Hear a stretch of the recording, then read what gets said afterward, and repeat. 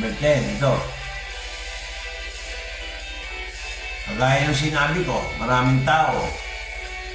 No? Sabi ganito, tignan nyo pakinggan nyo yung point 10. Pag tayo ay nag-reject, tanggapin si Jesus Christ as Lord and Savior, no? Sabi rito, even miracles and other signs, you would not believe. You are deceived. If it were from the Antichrist or the true Christ. Pag ikaw ay nag-reject kay Jesus Christ bilang Panginoon at tagapagligtas, madadaya ka. Hindi mo alam kung kay Jesus Christ yun, yung pagpapala, kunyari, o sa Antikristo. Kasi ganito yan Ang Diyos nagpapayaman din sa tao pero walang sama ng loob. Ang demonyo nagpapayaman pero puro sama ng loob. Doon lang makikita mo na. Parang yung mga tao, pinag-aawayan sino may-ari ng bahay. Di ba nakikita nyo? Kanino galing yung yaman yun? Sa sarili, hindi sa Diyos. Pero pag galing sa Diyos yan, smooth. Hindi pinag-aawayan yung bahay, hindi pinag-aawayan yung television, hindi pinag-aawayan kung ano yung nasa mesa, ano ulam, hindi pinag-aawayan. Pinag-uusapan ng maayos. Sign yan na hindi ka born again. Matakaw ka, ayaw mo magtira ng ulam. O anong tawag sa iyo? Gluttony, sin of gluttony, tatakaw.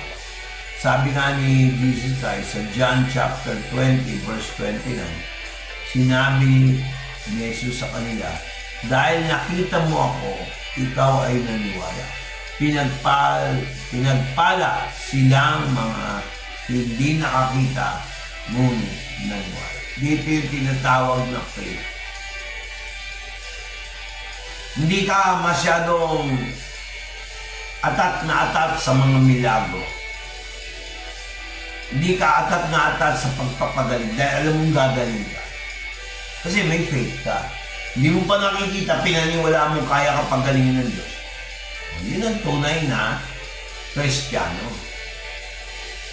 Actually, ang healing, walang masama dyan. Kahit ako, gusto ko yan Walang masama sa pagpapalayas ng demonyo. Ang tanong, yung motibo. Ano reaction mo? Yan ay sign kung ikaw ay born again o tinanggap mo si Kristo bilang Panginoon at tagapagligtas. Hindi ka nalilito sa mga salita ng tao. Pag may nangangaral ng salita ng Diyos, makikilala mo yung tao kung talagang totoo siyang galing sa Diyos o sa demonyo. Marami ngayon masyadong nakakulong sa reliyon. Yan ay doktrina ng demonyo. Hindi yan sa Diyos. Dapat nakabatay tayo sa pananampalataya kay Kristo Jesus. Tapos sabi niyo, sa John chapter 20 verse 29, Jesus said unto Thomas, because thou hast seen me, thou hast believed. Blessed are they who have not seen but yet believe. When the risen Christ Jesus, or the resurrected Jesus Christ, came unto being to Thomas, one of the apostles, Jesus said, you only believe me because you have seen me. Blessed are those who have not seen but yet believe. You know that the person he mentioned, or the persons he mentioned in the future, are those who have not seen but yet believe. We are blessed. Now, if you are not believing Jesus Christ, you are cursed. If you do not receive Him as your Lord and Savior, personally. Not because I am forced into the church to declare that I am a believer, but actually you are not. That's the problem. You always go to church every Sunday, but you miss the point of receiving Jesus Christ as your Lord and Savior. It becomes a mechanical ritual. mechanically, just do it every Sunday. Without eating the words of God carefully. Biting every word that Jesus spoke. Dahil nakita mo ako, ikaw ay naniwala. Yan ang problema. Baka hindi mo pa tinanggap si Jesus Christ. Yan ang epekto ng mga taong hindi tumatanggap kay Jesucristo bilang Panginoon at Tagapagligtas.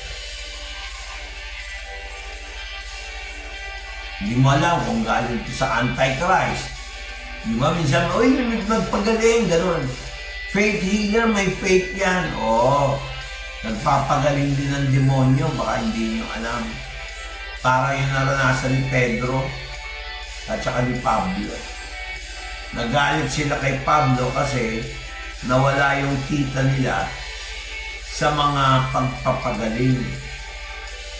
Yung kanilang reliyon, nagpapagaling. Reliyon ng Diyos-Diyosan, ng mga rebulto ng Diablo. Kaya sila nag-reject. Nasaktan ako. Ba't mo pinakikialaman ang rebulto namin? May rebulto rin, parang sa ibang churches. Nakakalungkot mga.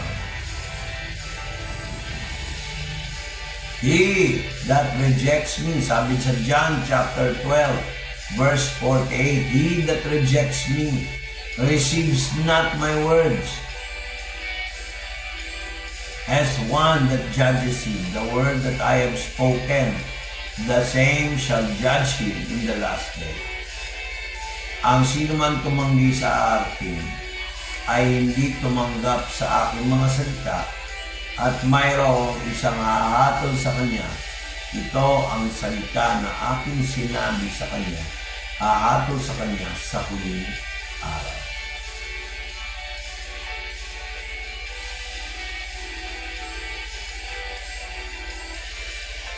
Pag ikaw ay hindi tumanggap kay Jesus Christ as Lord and Savior, wala kang paniwala sa mga supernatural, sa mga milagrong ginagawa ng Diyos.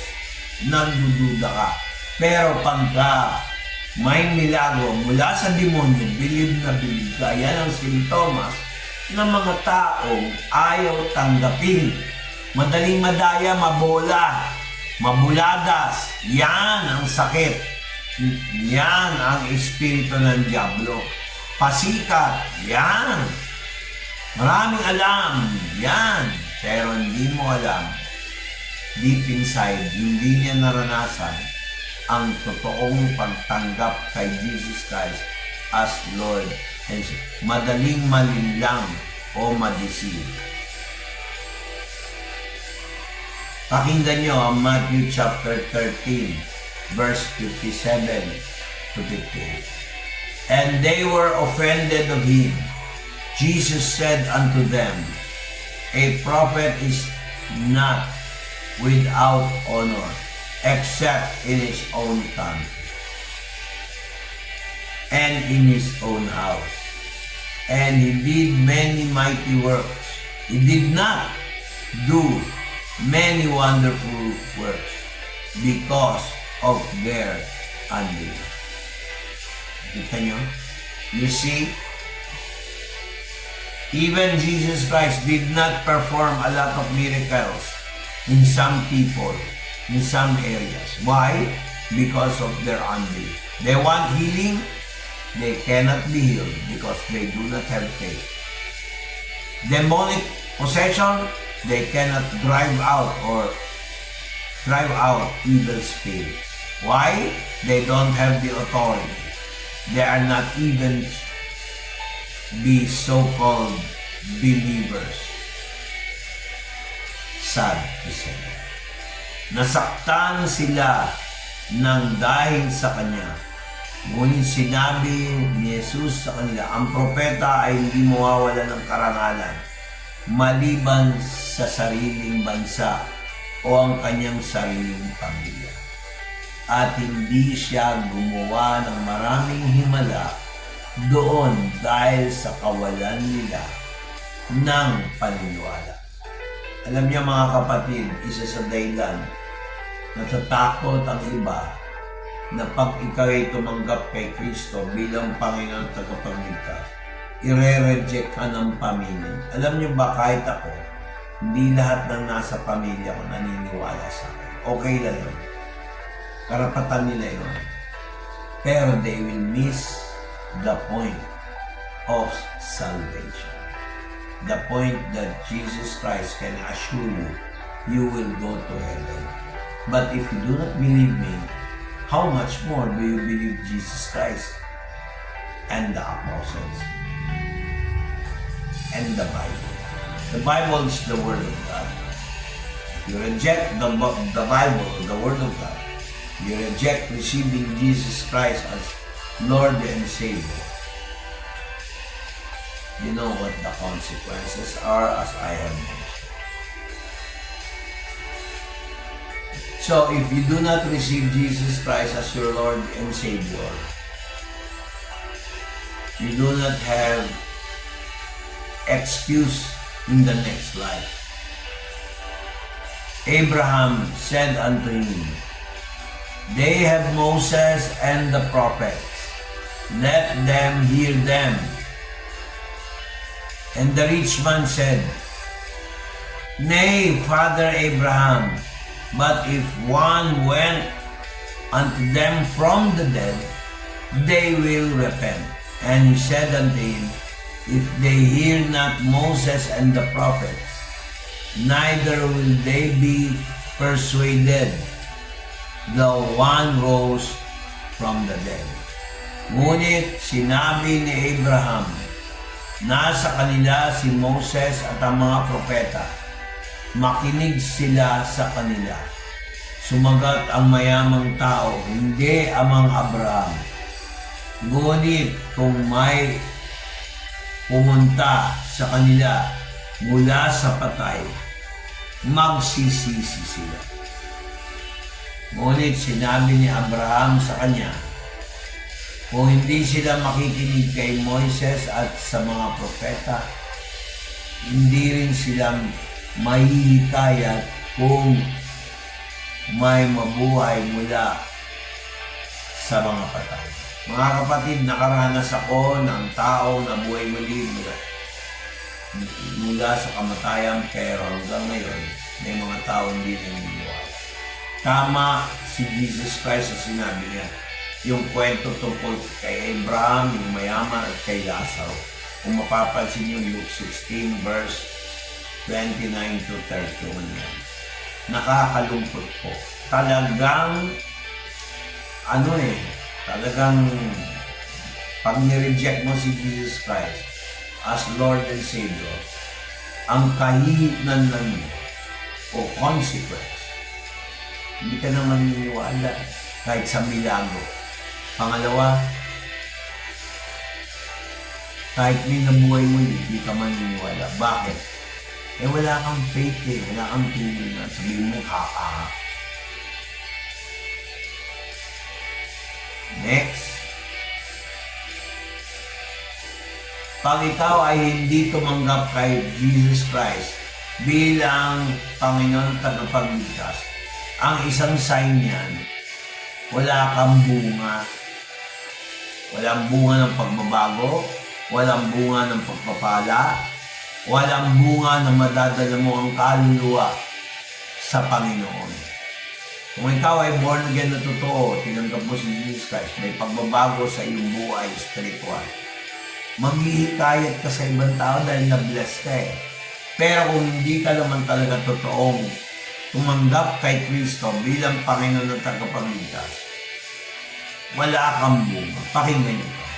Kailangan manatili ka kay Jesus. Kadalasan, yung mga taong minsan magagaling pa sa worship, magaling sa preaching, pero hindi na natili sa Diyos. Bakit? Kasi walang power. Sabi nga niya dito sa John chapter 15 verse 6, "If any man abide not in me, he is cast forth as a branch, and is withered. And men shall gather them and cast them into the fire, and they are burned." Sabi rito, ang sinumang hindi nanatili sa akin, tinatapon siya katulad ng sanga at matutuyo. Tinitipon ng mga tao ang mga sanga at itinatapon ang mga ito sa apor. At ang mga ito ay sinusunod. Alam niyo ba yung sinasabi ni Jesus Christ katulad ng sanga? Doon mo makikita kung ito ay totoong ligtas. Kailangan meron kang bunga ng banal na Espiritu, bunga rin na makapagdadala ng kaluluwa. Imposibleng hindi kasi kung na-bless ka at may nakita ka, ay importante sa buhay ko to. I-share mo. Kung hindi ka magaling magdaldal, dalhin mo. Papuntahin mo yung pastor, samahan mo yung pastor para ma-share ang mabuting balita. Marami tayong excuse na hindi naman dapat.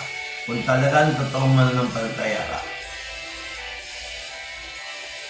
No? Pagkikita mo, mararanasan mo ang mga milagro, mga pagpapala, mga tagumpay sa pagsubok. Pero kung ikaw ay hindi mananampalataya at may problema, wala kang tagumpay. Bakit? Wala kang Kristo Jesus. Baka mamaya yung tagumpay na binigay siya sa diablo pala, sa maling pamamaraan.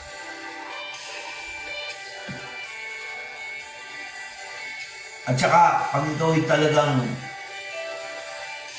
born again o tumanggap kay Kristo bilang Panginoon at tagapagligtas, magbibigay ka ng effort.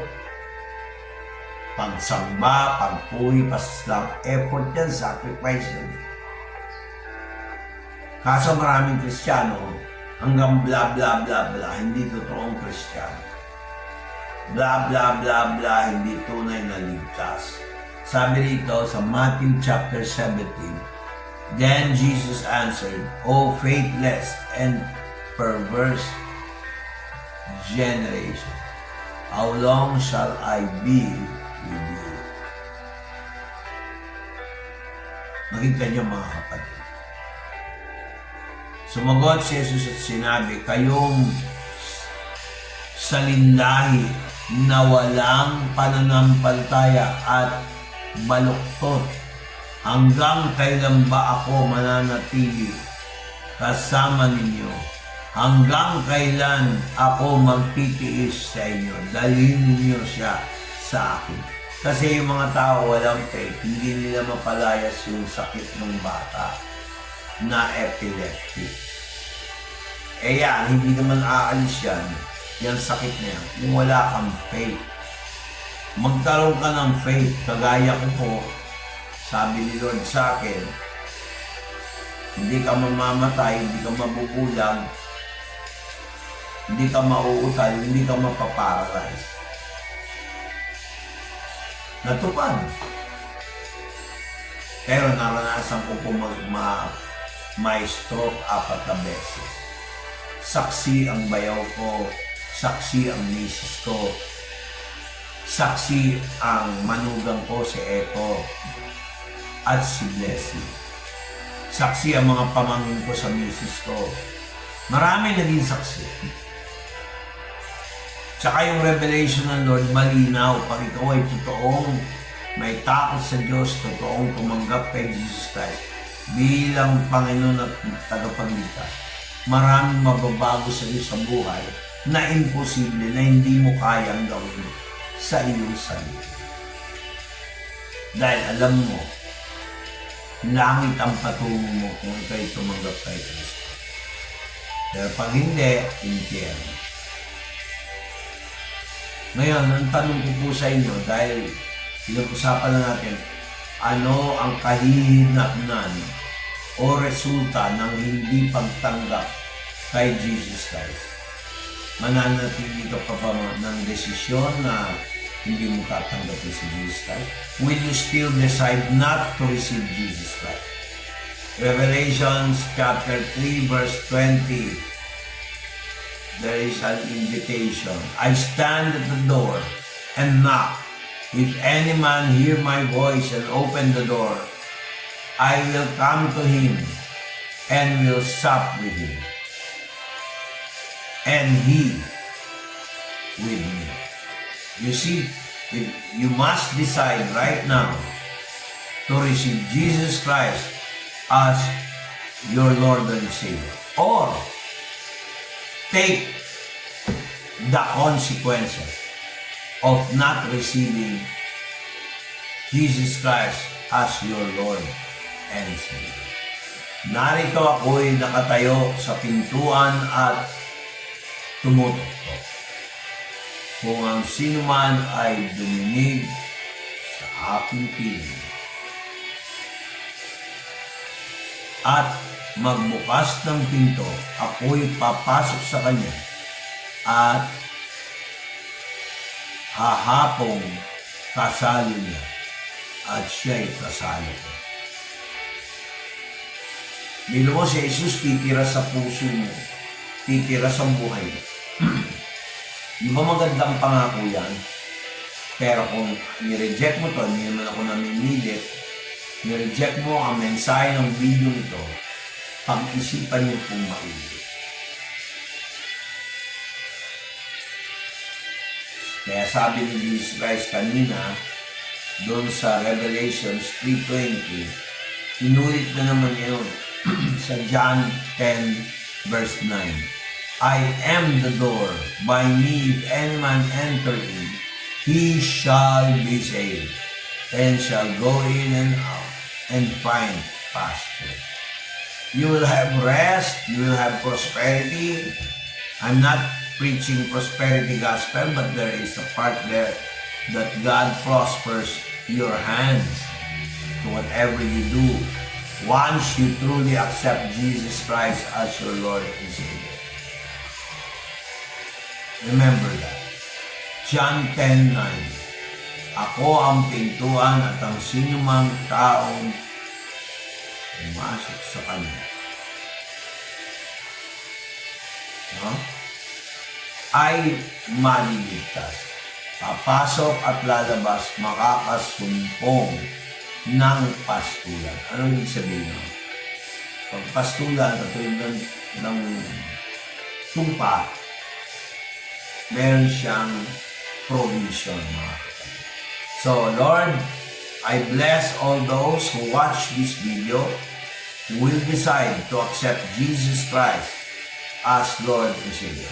Kung hindi po kayo marunong paano tumanggap kay Jesus Christ o ano yung proseso, i-PM niyo po ako para matulungan kayo paano tumanggap kay Jesus Christ bilang Panginoon at tagapagligtas na hindi nasasaktan kasi mahal ng Diyos ang mga taong marunong magsisi ng kasalanan.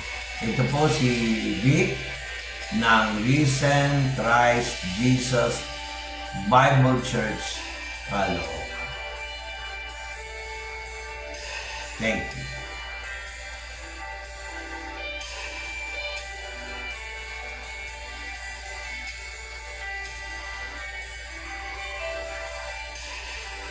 Lord, pagpe-pray ko lang po lahat ang nanonood dito.